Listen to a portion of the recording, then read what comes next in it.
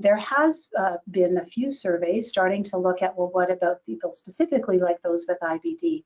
So this is a European study that just was published quite recently, and I don't think Canada was particularly well represented in it, but some of the European countries and other countries around the world had a fair number of people who are participating. And I just highlighted a few of the things that came out from that.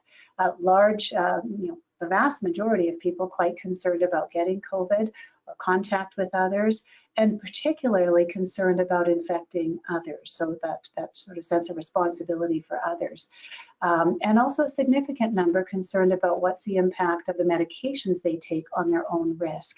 So this is really helpful to get a sense of what might be on the minds of and concerning for those with IBD. So that was European data. There's a study that's just started that's broadly across Canada and is looking also, including in that, subgroups of people who might have different health issues. So there's some very preliminary data with right now a fairly small number of people who've responded, and it was predominantly in terms of GI conditions, IBD or IBS, but we're really seeing some similar things. Significantly elevated stress.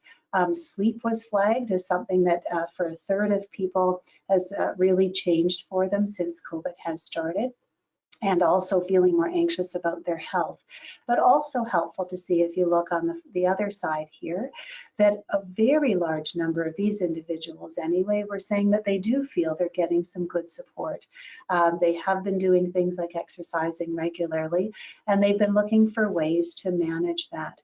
But already a quarter have been accessing resources for COVID-related mental health concerns.